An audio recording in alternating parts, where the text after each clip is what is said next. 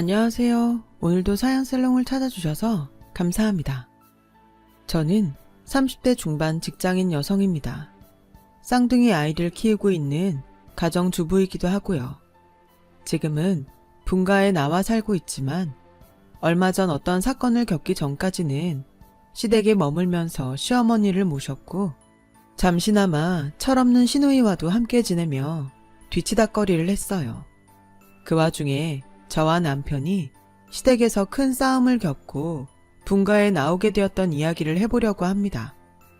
정리하자면 답 없는 시댁 탈출기 정도 되겠네요. 시댁은 시모와 손 아래 시누이, 그리고 저희 남편 딱 세 식구인 집안이었어요.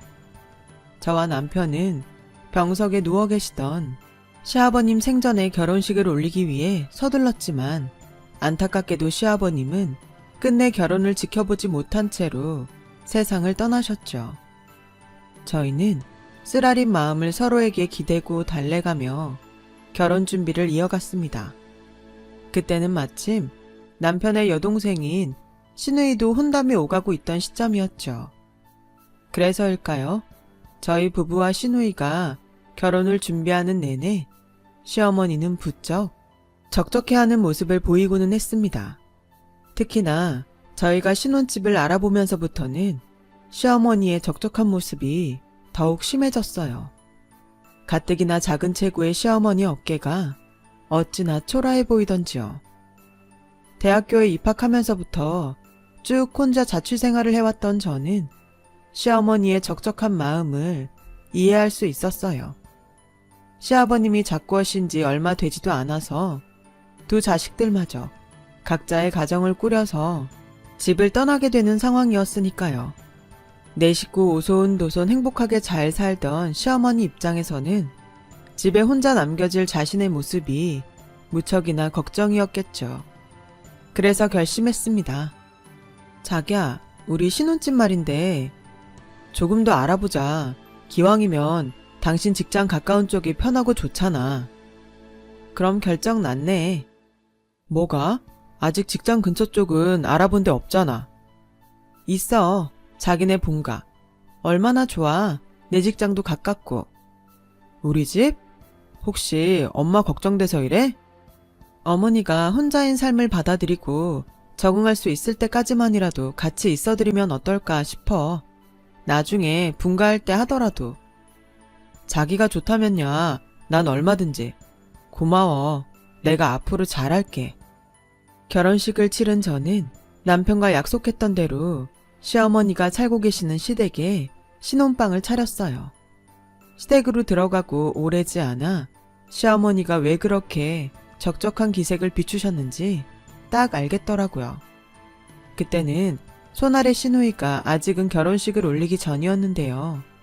이놈의 시누이는 시끄럽기가 7살짜리 버금가는 철부지에 참 손이 많이 가는 어지르기 대장군이었습니다.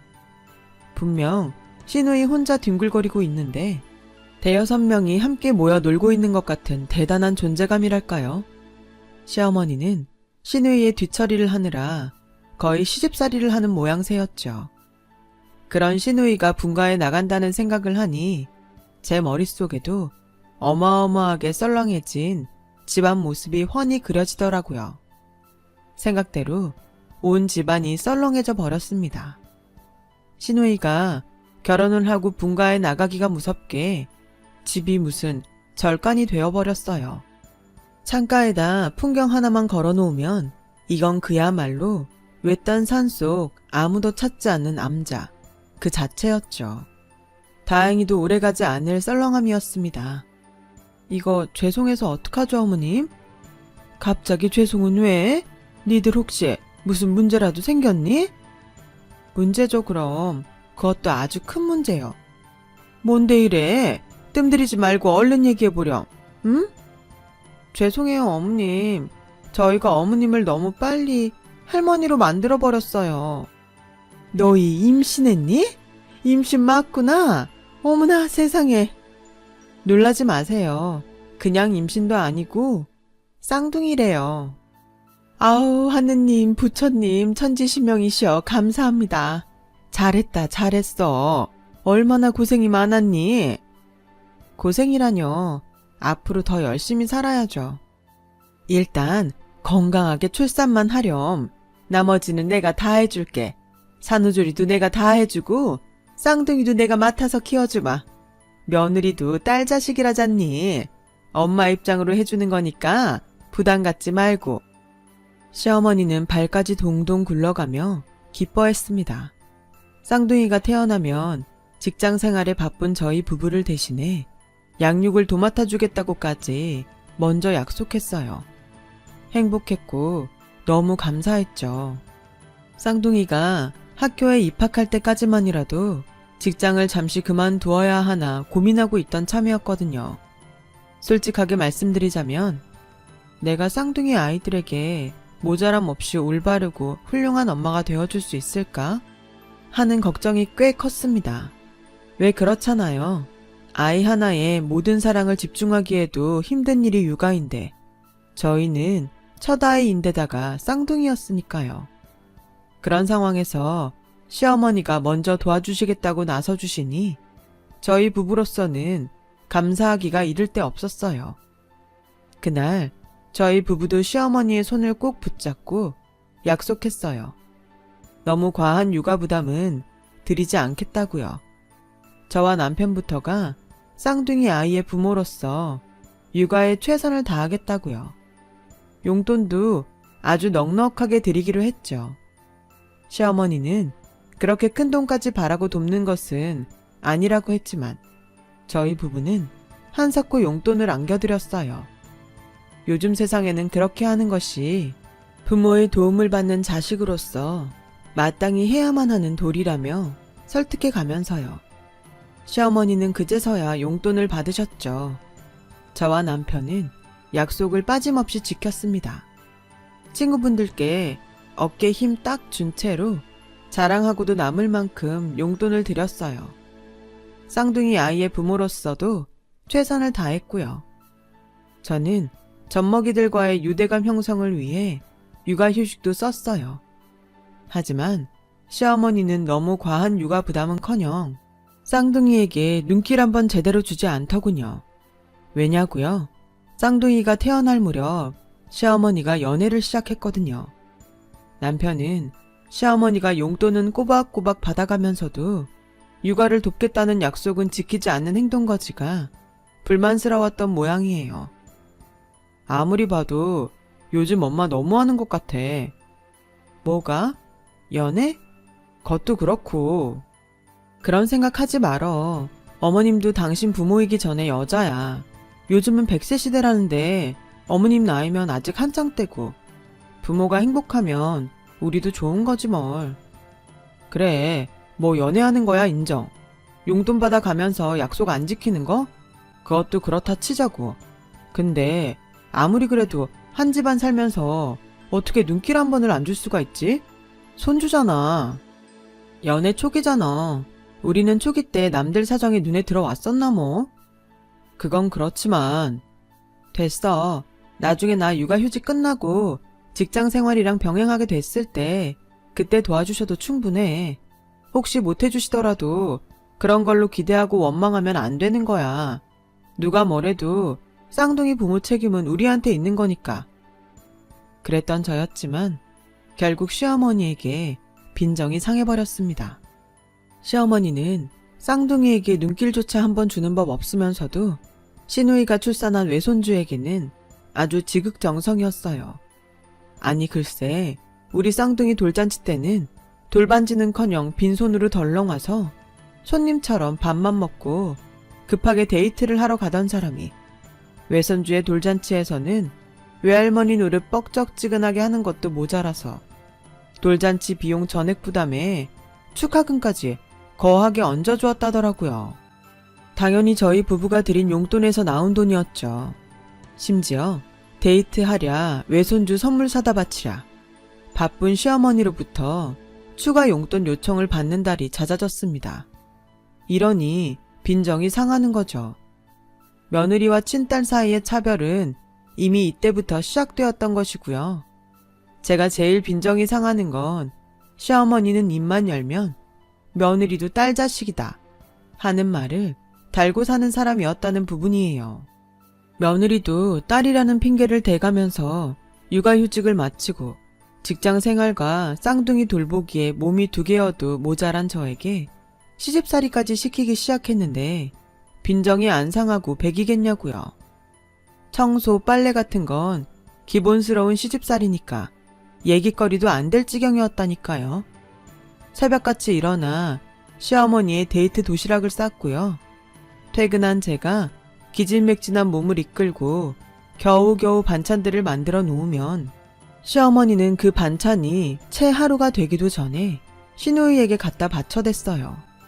그러면서도 끼니마다 반찬 투정이 말도 못했죠.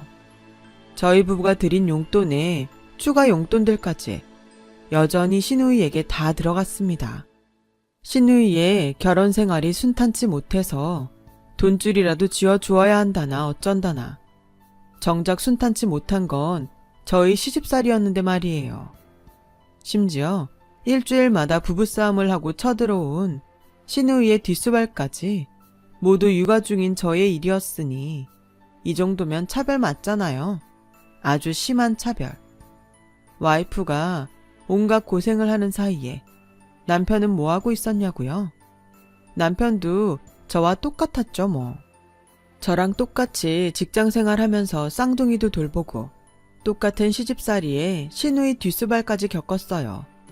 친아들에게 시집살이 시키는 어머니가 있다는 얘기 혹시 들어보셨나요? 전 그걸 두 눈으로 직접 목격했다니까요. 아니, 오죽했으면 남편까지 친어머니에게 빈정이 상해버렸겠냐고요.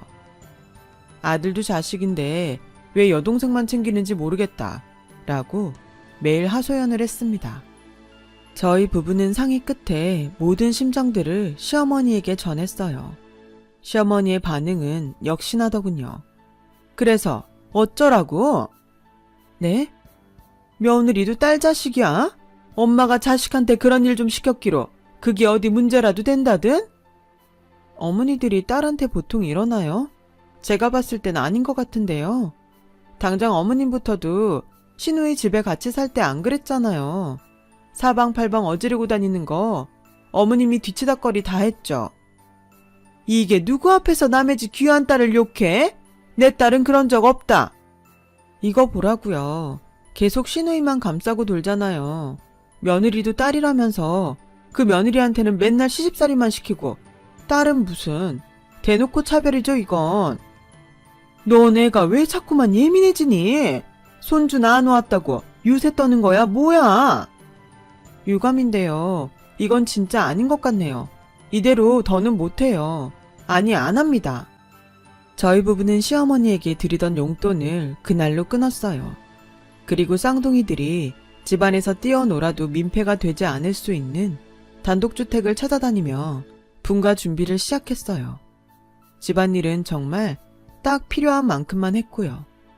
출근할 때 입을 옷을 빨래한다거나 쌍둥이들을 위해 청소한다거나 하는 일들이었죠. 아침밥은 출근길에 밖에서 먹었고 저녁밥도 퇴근길에 밖에서 먹고 들어왔습니다. 시어머니가 시집살이 삼아 시키는 일에는 절대 응하지 않았고요. 물론 시어머니에게 무언가를 해달라고 부탁하지도 않았어요. 한편으로는 쌍둥이 육아에 최선을 다했고요. 부부가 집에 있는 모든 시간에는 직접 정성 들여 돌보았고 부득이 직장에서 일을 해야 하는 낮 동안에는 쌍둥이를 돌보아 주실 여사님을 따로 모셨죠. 그러던 어느 날 시어머니가 저희 부부를 무척이나 조심스럽게 불러 앉히더군요. 시어머니는 한참이나 뜸을 들이다가 한마디를 툭 던졌습니다. 나 임신했다. 아, 네. 완전 축하드려요. 건강 신경 쓰셔야겠네요. 솔직히 살짝 놀라기는 했지만 그래도 저희 부부는 진심 가득한 미소로 시어머니의 임신을 축하했습니다. 아무리 사이가 틀어졌다고는 해도 새 생명의 탄생은 축복받아 마땅한 것이라고 생각했으니까요. 하지만 이어지는 시어머니의 이야기가 저희 부부의 축하를 싹 사라지게 만들었어요. 너희가 키워 너희 호적에도 올리고 네? 그게 무슨 말씀이세요? 벌써부터 기가 먹었니? 너희 호적에 올려서 너희 자식으로 키우라니까는. 진심 아니시죠? 농담이잖아요. 그쵸? 내가 이 나이 먹고 애 뵌 것도 남사스러운데 농담 따먹게 하게 생겼니 지금? 어머님, 이 애는 앞으로 평생 니들 자식이야. 그렇게 생각하고 쌍둥이 키우는 김에 니들이 알아서 키워. 얼마나 고마운 일이니? 애 낳는 고통 한 번도 겪지 않아서 좋고.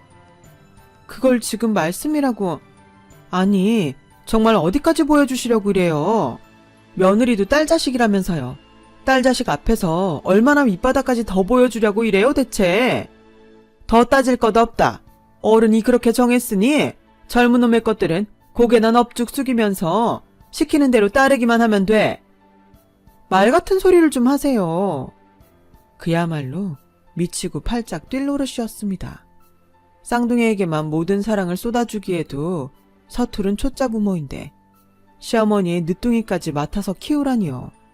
심지어 저희 부부의 호적에까지 올리라니. 그게 말인가요? 방귀인가요? 호적에 올려서 키우면 그럼 그 늦둥이는 저희의 자식이 되는 건가요? 아니면 남편의 형제가 되는 건가요? 이게 어느 집구석 개족보냐고요. 더 가관인 건 늦둥이의 아버지 되는 사람으로부터 양육을 거절당하고 헤어지기까지 했으니 모든 양육비를 저희 부부가 알아서 하라는 것이었습니다. 그런 이야기를 듣는 내내 저는 제가 무슨 막장 드라마 주인공이라도 되는 줄 알았다니까요. 저와 남편은 당연히 크게 반대했죠. 시어머니가 옆에서 뭐라 떠들거나 말거나 귓등으로도 듣지 않았어요. 대꾸 한번 하지를 않았습니다. 고민할 주제도 못 되고 의논할 가치도 없는 이야기였으니까요. 하지만 정신 나간 시어머니는 눈썹 하나 까딱하지를 않더군요. 노산이라는 핑계를 대가며 산부인과도 최고급, 산후조리원도 최고급으로 우겨대지를 않나. 물론 그 비용은 모두 저희 부부에게 떠넘기려고 했죠. 참 사람이 이 정도로 염치가 없어도 되나 싶었습니다. 솔직히 사람 맞나 싶었어요. 시어머니의 희괴한 행동은 거기서 그치지를 않았어요. 저희 부부가 끝끝내 반대하고 나서자 그런 저희 부부에게 본때라도 보여주겠다는 듯이 가혹한 시집살이에 더욱 박차를 가하더군요. 이건 뭐 거의 머슴살이나 하라는 수준이었죠. 그래서 어떻게 했냐고요? 저희가 바보는 아니잖아요. 깔끔하게 무시했어요. 더는 들어줄 수가 없었기에 분가 준비를 서둘렀어요. 하루라도 빨리 시어머니의 해괴한 행동으로부터 벗어나고 싶었거든요. 하지만 참다 도저히 안 되겠더라고요. 그래서 저는 대놓고 따졌죠. 차라리 신우애한테 맡겨서 키우라고 그러죠 왜? 걔는 출가 외인이잖니. 시집을 갔으면 그 집 사람이지 우리 집 사람 아니야. 아 그러세요? 그런 사람이 저희가 해드린 용돈이며 반찬이며 왜 다 갖다가 신우이한테 바쳤대요? 어머님도 그 집안 식구인가? 갖다 바쳐? 너는 그게 시애미한테 할 얘기니 그게? 며느리도 딸이라면서요. 딸이 엄마한테 이 정도 얘기도 못하나요? 자기 자식을 딸 호적에 올려서 딸 자식으로 키우라고 강요에 협박까지 해대는 부모가 세상에 어딨어요. 심지어 양육비 한 푼 안 보태줄 거라면서. 퇴바라진 것? 아무래도 내가 아들 장가를 잘못 보낸 모양이다. 말은 바로 해야죠. 이건 제가 시집을 잘못 온 겁니다. 시누이와 며느리 차별 어지간히 하면서도 그게 잘못인 줄도 모르는 몹쓸 시어머니한테. 그래서 자식된 도리를 거부하겠다는 거니 지금? 자식 도리는 혜택이랑 뒷바라지 혼자 다 독차지하는 시누이한테 얘기하라니까요. 친정에서 우리 부부한테서 받아갈 거 다 받아갔으면 그 정도는 해야죠. 차별받을 대로 다 받은 이름만 딸인 저는 안 합니다. 못해요. 그렇게 다툼의 날들이 흘러가게 되었죠. 저희 부부는 시종일관 시어머니 앞에서 당당했어요. 그러는 사이 새 신혼집의 계약금까지 치르게 되었어요. 저희 직장과 도보로 10분 안쪽으로 가깝게 자리한 단독주택이었고 이삿날까지 받아놓고요. 하지만 기분이 영 개운치가 않았습니다. 자꾸만 시어머니에게 쫓겨나는 꼴이라는 느낌이 들었거든요. 하지만 어차피 의절할 예정이었고 이삿짐만 챙겨 분가에 나가면 다시 볼 사이도 아니었으니 괜히 싸운답시고 서로 흠집이나 낼 필요는 없었으니까요. 하지만 일주일에 한 번꼴로 부부싸움을 해왔던 시누이의 불화 원인이 밝혀졌어요. 시누이의 남편이 주식에 손을 댔다가 아주 큰 빚을 졌던 것이 화근이었다더군요. 시누이는 시댁에 쳐들어와 펑펑 울었고 시어머니는 저희 부부에게 또 말도 안 되는 이야기를 꺼냈습니다. 새 신혼집에 지불할 잔금으로 시누이 부부의 빚을 갚아놓으라는 그런 얘기였죠. 이제는 돈까지 몽땅 내놓으라. 참을 수 없었습니다. 의절할 땐 의절하더라도 다시는 저희 부부를 만만하게 보지 못할 만큼 특단의 조치가 필요했어요. 저는 그런 생각을 남편에게 전했고 남편도 같은 생각이었는지 제가 제안한 계획에 아주 큰 도움을 주었어요. 그 계획은 바로 진짜 딸처럼 굴어버리기였어요. 시누이가 결혼 전 저희 부부와 한솥밥 먹던 시절의 행동 그대로를 시어머니에게 해버리는 것이었죠. 골칫덩이 시누이를 롤모델 삼아 행동을 복사했다는 설명이면 딱 맞을 겁니다. 남편이 쌍둥이와 함께 저희 친정에서 지내는 사이 시댁에 혼자 남아 특단의 조치에 돌입한 저는 작정하고 집안을 어지럽히기 시작했어요. 어지럽힌 그대로를 며칠씩 방치하고 과거 시누이가 했던 그대로 시어머니에게 청소를 부탁했죠. 아침 저녁 밥상 타령을 했고 반찬 투정도 서슴지 않았고요. 그러자 시어머니가 역정을 내더군요. 하다 별짓을 다 하는구나 아주. 시누이네 빚 갚아놓으려는 말이 그렇게 서운하디? 에이 왜 이래 엄마. 뭐? 엄마? 며느리도 딸이라면서요. 그럼 엄마 맞는 거죠. 네가 진짜 미쳤구나. 딸이 미친년이면 엄마는 미친년 엄마 되는 거네. 미친 게 유전이면 엄마도 미친 거고요. 기싸움이라도 해보자는 작정이니? CM이 이겨먹을 수 있겠어? 기싸움은 무슨. 시집가서 외간 사람 된 옛날 딸내미도 이랬었는데요 뭐. 이제 제가 이 집 딸이니까 이 정도는 해도 되는 거 아닌가? 야! 소리 지를 힘 있으면 용돈이나 주셔. 많으면 많을수록 좋고요. 맞다. 반찬도 신경 좀 써주세요. 직장생활하는 딸내미 밥상 치고 영 부실하더라. 그게 뭐야. 엄마씩이나 되셔가지고. 시어머니의 얼굴이 울그락불그락 터질 지경이더군요. 저희 골칫덩이 친딸 행세는 계속되었습니다. 회식을 하고 돌아온 다음날 아침이면 해장국 끓여 놓을 때까지 시어머니를 들들 볶았어요.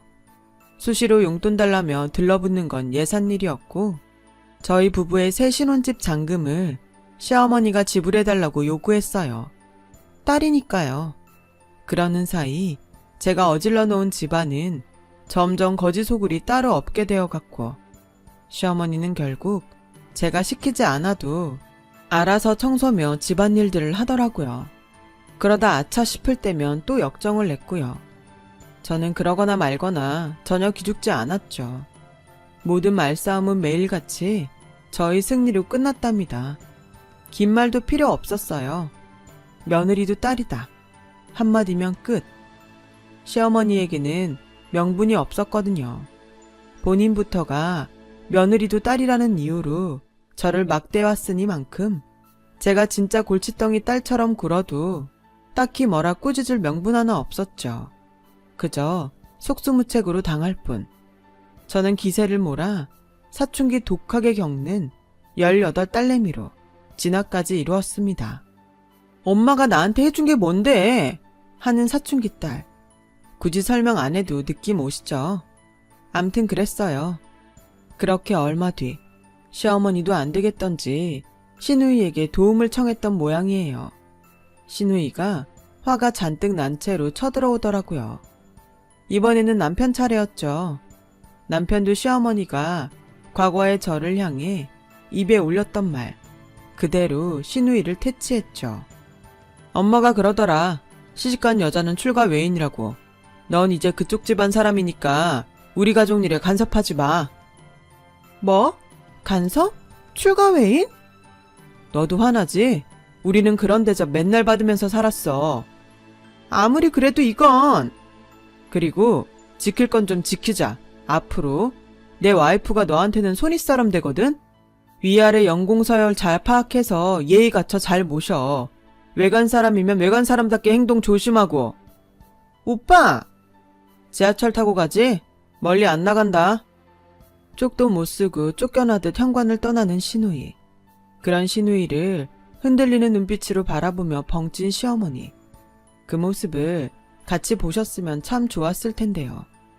그날 몇 시간을 방에 틀어박혀 끙끙 고민만 해대던 시어머니가 초췌한 안색으로 저희 부부를 불러다 앉혔습니다. 그래, 내가 졌다.